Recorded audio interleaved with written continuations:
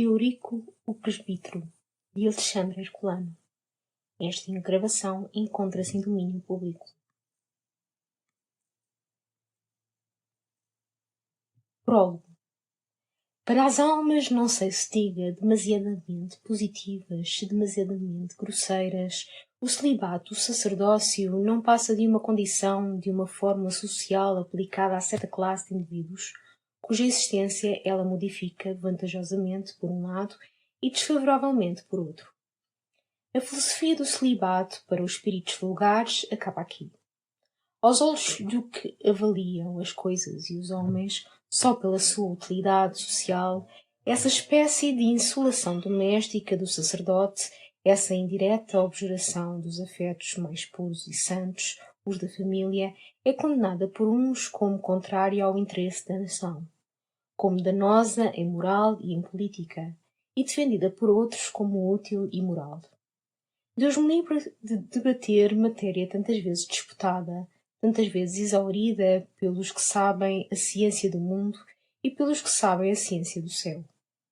Eu, por minha parte, fraco argumentador, só tenho pensado no celibato à luz do sentimento e sob a influência da impressão singular que desde verdes anos fez em mim a ideia da irremediável solidão da alma a que a Igreja condenou os seus ministros, espécie de amputação espiritual em que para o sacerdote morre a esperança de completar a sua existência na terra. Supondo todos os contentamentos, todas as consolações que as imagens celestiais e a crença viva podem gerar, e achareis que estas não suprem o triste facto da soledade do coração. Daí às paixões todo o ardor que puderdes, aos prazeres 1000 vezes mais intensidade, aos sentidos a máxima energia, e convertei o mundo em paraíso, mas tirai dele a mulher, e o mundo será um ermo melancólico. Os deleites serão apenas o prelúdio do tédio. Muitas vezes, na verdade, ela desce, arrastada por nós, ao charco imundo da extrema depravação moral. Muitíssimas mais, porém, nos salva de nós mesmos e pelo afeto e entusiasmo nos impele quando há bom e generoso. Quem, ao menos uma vez, não creu na existência dos anjos revelada nos profundos vestígios dessa existência impressos no coração de uma mulher?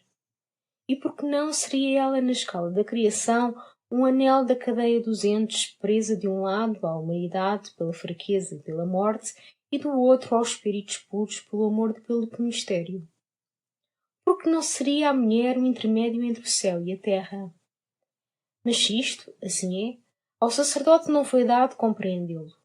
Não lhe foi dado julgá-lo pelos meus afetos que nulo têm dito a nós, os que não juramos junto ao altar repelir metade da nossa alma, quando a providência nula fizesse encontrar na vida. Ao sacerdote cumpre aceitar esta por verdadeiro desterro. Para ele o mundo deve passar desconsolado e triste, como se nos apresenta aos despovoarmo-lo daquelas por quem e para quem vivemos. A história das agonias íntimas geradas pela luta desta situação excepcional do clero com as tendências naturais do homem seria bem dolorosa e variada se as faces do coração tivessem os seus anais como os têm as gerações e os povos. A obra da lógica potente da imaginação que cria o romance seria bem grosseira e fria comparada com a terrível realidade histórica de uma alma devorada pela solidão do sacerdócio. Essa crônica de amarguras procurei-a já pelos mosteiros quando eles desabavam no meio das nossas transformações políticas. Era um buscar insensato, nem nos códices iluminados da Idade Média, nem nos pálidos pergaminhos dos arquivos monásticos estava ela. Debaixo das lajes que cobriam os sepulcros claustrais havia, por certo, muitos que a sabiam, mas as sepulturas dos monges achei-as mudas. Alguns fragmentos avulsos que nas minhas indagações encontrei eram apenas frases soltas e obscuras da história que eu buscava de balde, por cá pobre, vítima, quer voluntária, quer forçada, ao sacrifício, não era lícito o gemer, nem dizer aos vindouros, sabei quando eu padeci. E, por isso mesmo que sobre ela pesava o mistério, a imaginação vinha aí para suprir a história. Da ideia do celibato religioso, das suas consequências forçosas e dos raros vestígios que destas achei nas tradições monásticas, nasceu o presente livro. Desde o palácio até à taberna e o prostíbulo, desde o mais esplêndido viver até ao vegetar do vulgares mais rude, todos os lugares e todas as condições têm tido o seu romancista. Deixai que o mais obscuro de todos seja o do clero. Pouco perdereis com isso. O monasticum é uma intuição quase profética do passado, às vezes intuição mais dificultosa que a do futuro. Sabeis qual seja o valor da palavra monge, da sua origem remota na sua forma primitiva? É o de só e triste. Por isso, na minha concepção complexa, cujos limites não sei de antemão assinalar, dei cabida à crónica, poema, lenda ou o que quer que seja do presbítero Godo.